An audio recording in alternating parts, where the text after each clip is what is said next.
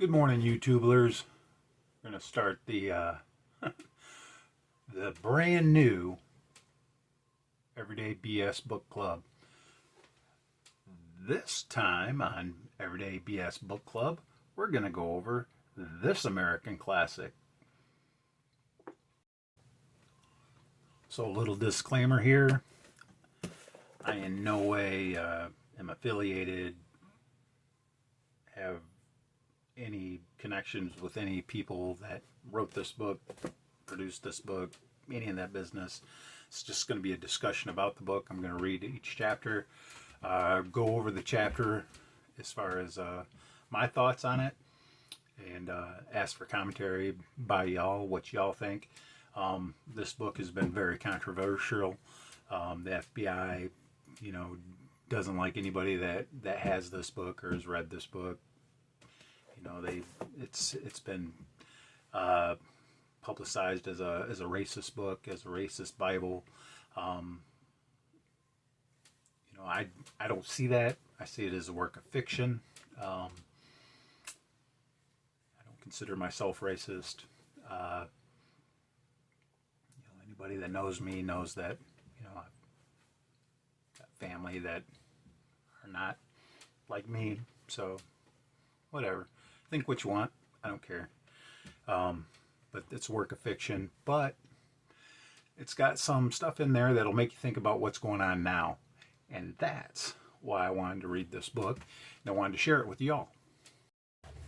So we're going over the Turner Diaries this morning. Welcome, folks.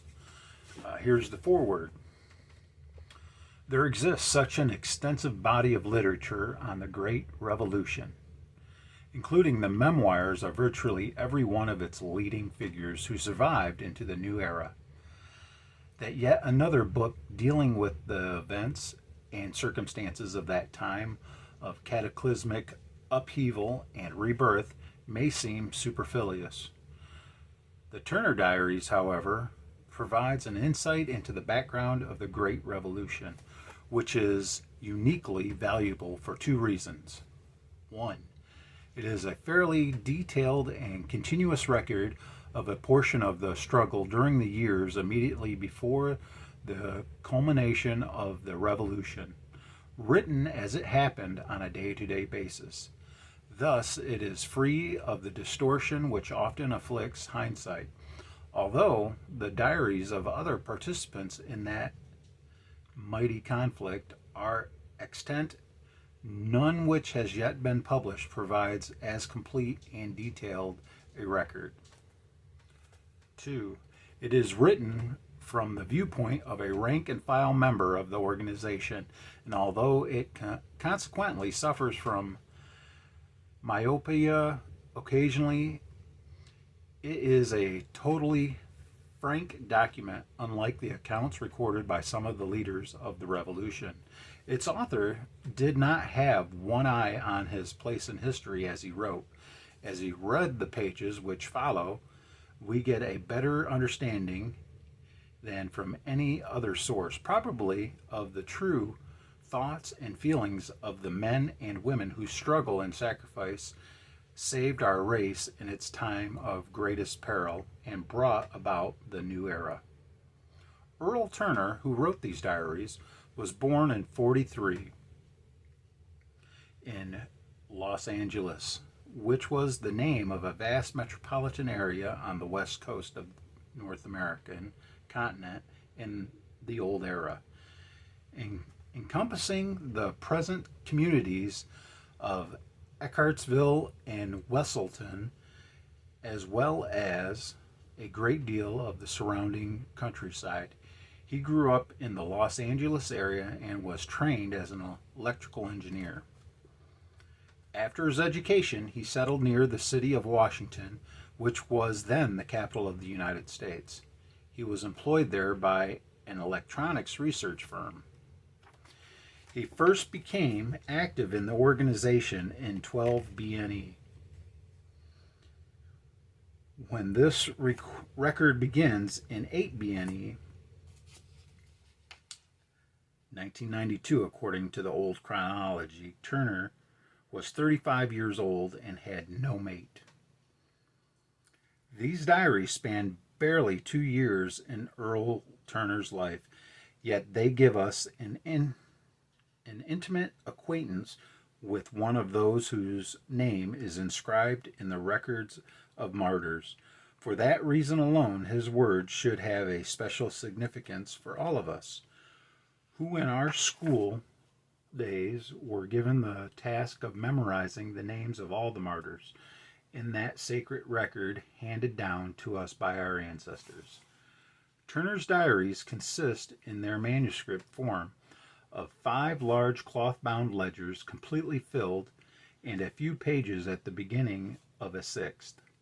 There are many loose inserts and notes between the ledger pages, apparently written by Turner on those days when he was away from his base and later interpolated into his permanent record. The ledgers were discovered last year along with a wealth of other historically important material by the same team from the Historical Institute, led by Professor Charles Anderson, which earlier uncovered the Eastern Command Center of the Revolution and its excavations near the Washington ruins. It is fitting that they now be made available to the general public during this, the 100th anniversary year of the Great Revolution. A.M.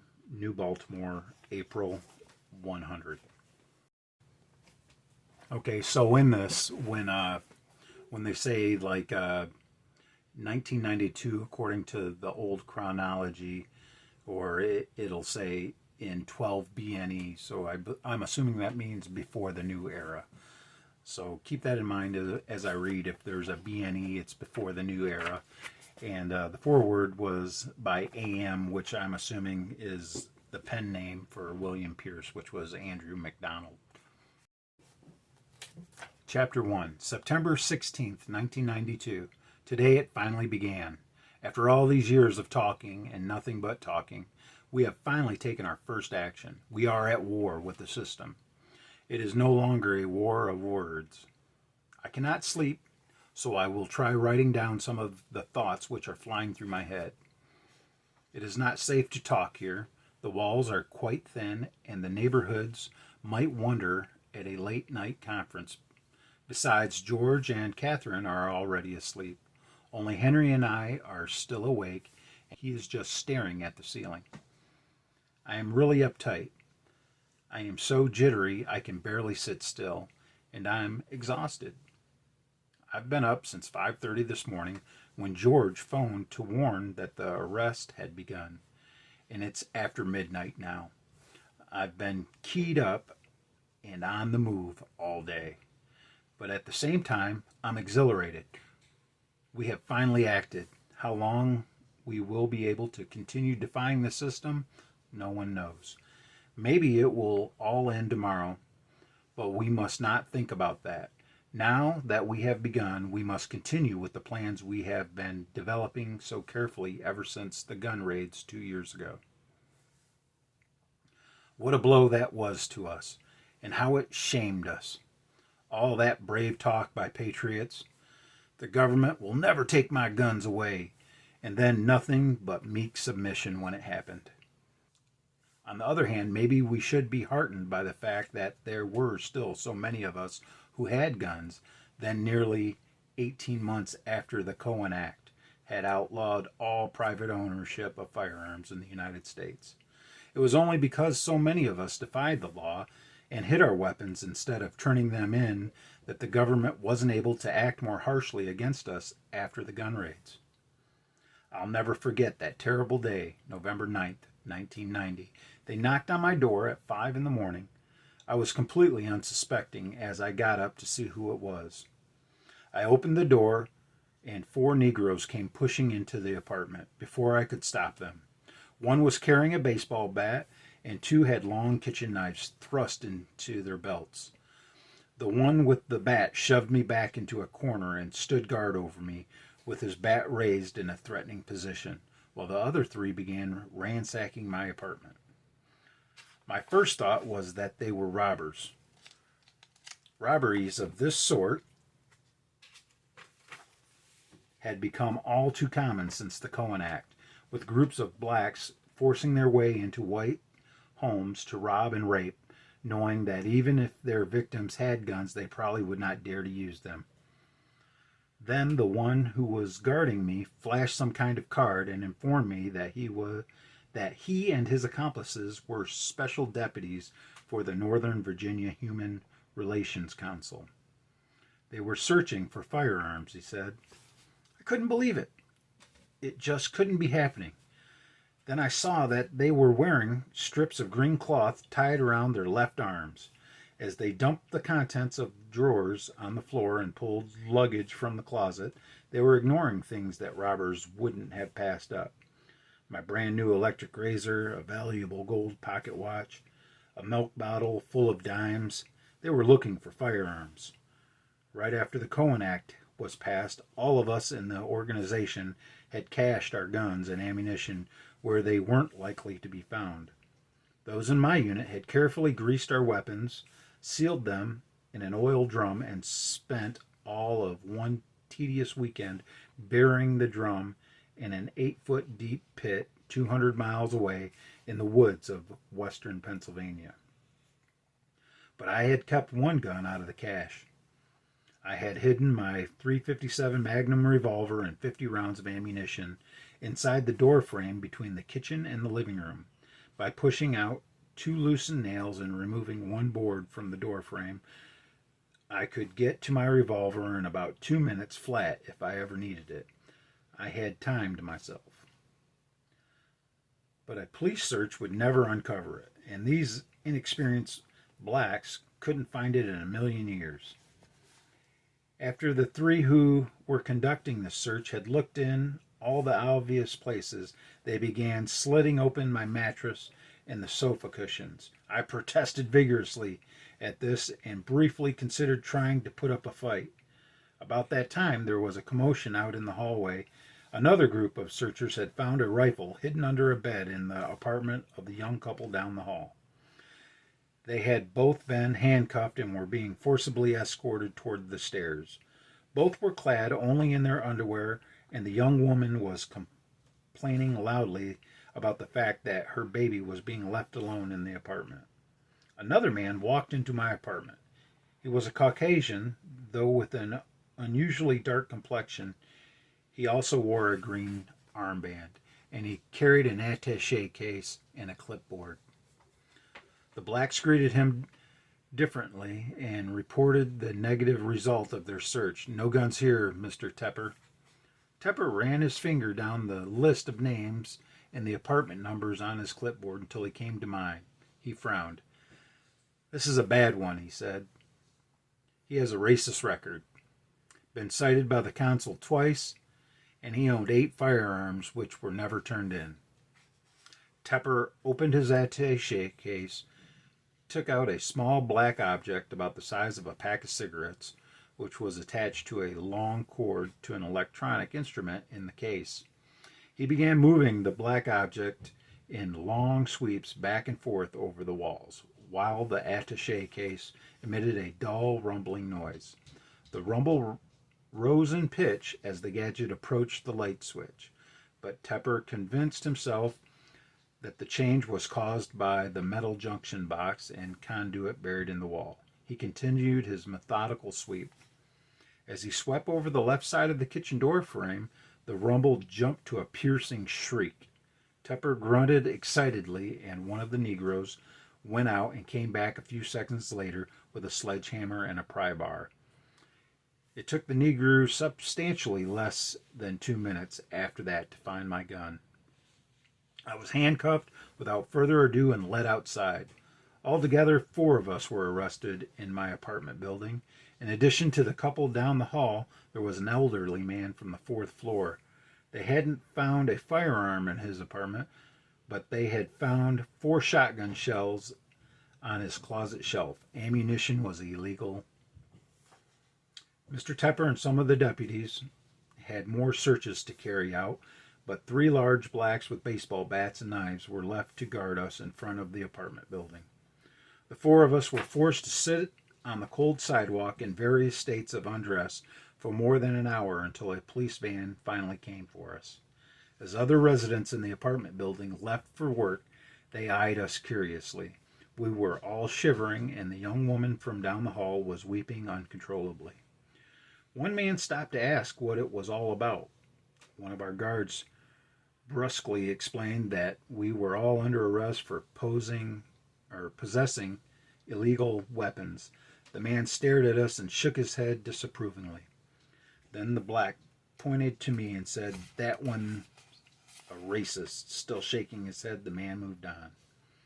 Herb Jones, who used to belong to the organization and was one of the most outspoken of the "they'll never get my gun" people before the Cohen Act, walked by quickly with his eyes averted. His apartment had been searched too, but Herb was clean. He had been practically the first man in town to turn in his guns over to the police after the passage of the Cohen Act made him liable to 10 years imprisonment in a federal penitentiary if he kept them. That was the penalty for the four of us on the sidewalk were facing. It didn't work out that way, though. The reason it didn't is that the raids, which were carried out all over the country that day, netted a lot more fish than the system had counted on. More than 800,000 persons were arrested. At first, the news media tried hard to work up enough public sentiment against us so that the arrests would stick. The fact that there weren't enough jail cells in the country to hold us all could be remedied by herding us into barbed wire enclosures outdoors until new prison facilities could be readied. The newspapers suggested in freezing weather. I still remember the Washington Post headline the next day. "Fascist racist conspiracy, smashed illegal weapons seized." But not even the brainwashed American public could fully accept the idea that nearly 1 million of their fellow citizens had been engaged in a secret armed conspiracy. As more and more details of the raids leaked out, public restlessness grew. One of the details which bothered people was that the raiders had, for the most part, exempted black neighborhoods from the searches. The explanation given at first for this was that since racists were the ones primarily suspected of harboring firearms, there was relatively little need to search black homes. The peculiar logic of this explanation broke down when it turned out that a number of persons who could hardly be considered either racist or fascist had been caught up in the raids. Among them were two prominent liberal newspaper columnists who had earlier been in the forefront of the anti-gun crusade. 4 Negro congressmen, they lived in the white neighborhoods, and an embarrassingly large number of government officials. The lists of persons to be raided, it turned out, had been compiled primarily from firearm sales records, which all gun dealers had been required to keep. If a person had turned a gun into the police after the Cohen Act was passed, his name was marked off the list. If he hadn't, it stayed on, and he was raided on November 9th, unless he lived in a black neighborhood. In addition, certain categories of peoples were raided, whether they had ever purchased a firearm from a dealer or not. All the members of the organization were raided. The government's list of suspects was so large that a number of responsible civilian groups were deputized to assist in the raids. I guess the planners in the system thought that most of the people on their list had either sold their guns privately before the Cohen Act or had disposed of them in some other way. Probably they were expecting only about a quarter as many people to be arrested as actually were.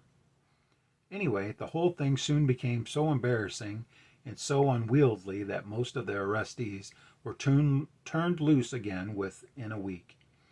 The group I was with, some 600 of us, was held for 3 days in a high school gymnasium in Alexandria before being released. During those 3 days, we were fed only 4 times, and we got virtually no sleep. But the police did get mugshots, fingerprints, and personal data from everyone.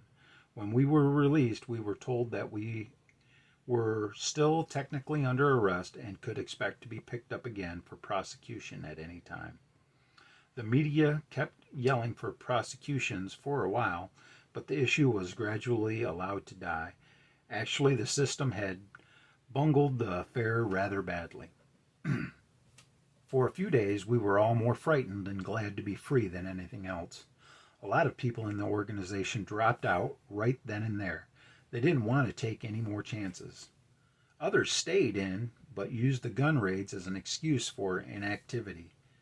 Now that the patriotic element in the population had been disarmed, they argued, we were all at the mercy of the system and had to be much more careful.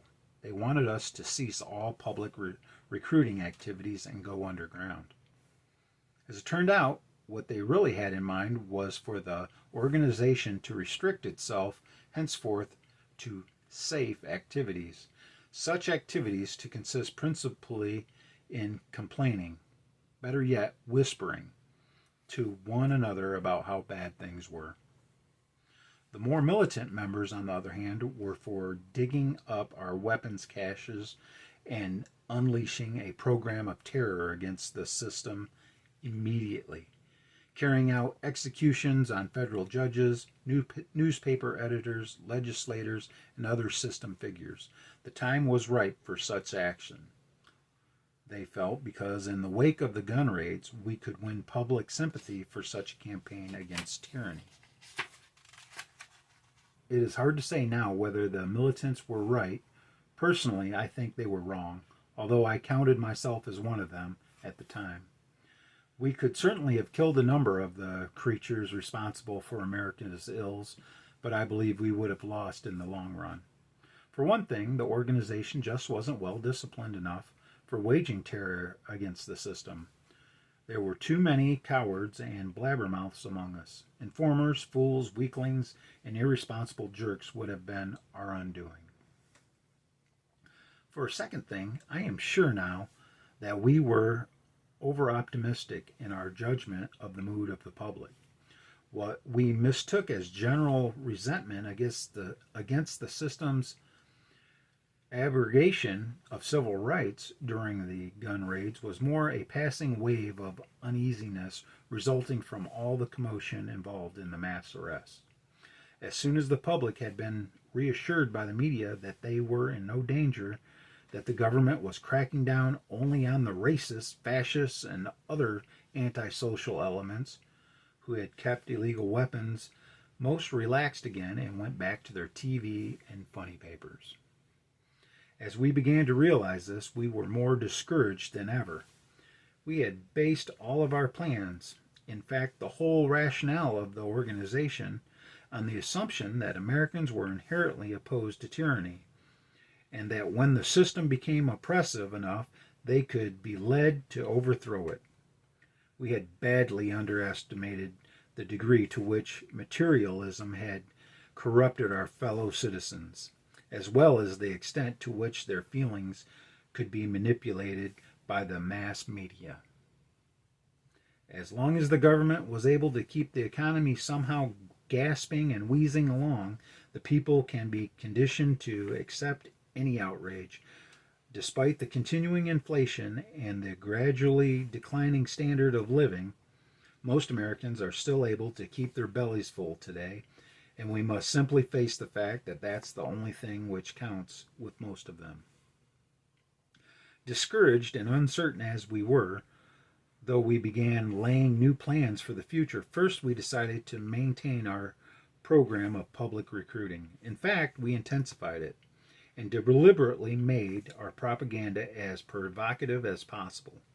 The purpose was not only to attract new members with a militant disposition, but at the same time to purge the organization of the faint of hearts, the hobbyists, and the talkers. We also tightened up on discipline. Anyone who missed a scheduled meeting twice in a row was expelled. Anyone who failed to carry out a work assignment was expelled. Anyone who violated our rules against loose talk about the organization matters was expelled. We had made up our minds to have our organization that would be ready the next time the system provided an opportunity to strike. The shame of our failure to act, indeed our inability to act in 1990 tormented us and drove us without mercy. It was probably the single most important factor in steeling our wills to whip the organization into fighting trim, despite our obstacles. Another thing that helped, at least with me, was the constant threat of a rearrest and prosecution. Even if I had wanted to give it all up and join the TV and funnies crowd, I couldn't. I could make no plans for a normal civilian future, never knowing when I might be prosecuted under the Cohen Act. The constitutional guarantees of a speedy trial, of course, has been reinterpreted by the courts until it means no more than our constitutional guarantee of the rights to keep and bear arms. So I know this also applies to George and Catherine and Henry, threw myself without reservation into the work for the organization and made only plans for the future of the organization. My private life had ceased to matter. Whether the organization actually was ready, I guess we'll find out soon enough. So far, so good, though. Our plan for avoiding another mass roundup like 1990 seems to have worked. Early last year, we began putting a number of new members, unknown to the political police, into police agencies and various quasi-official organizations, such as human relations councils. They served as our early warning network and otherwise kept us generally informed of the system's plans against us.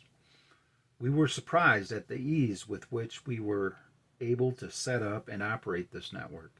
We never would have gotten away with it back in the days of J. Edgar Hoover.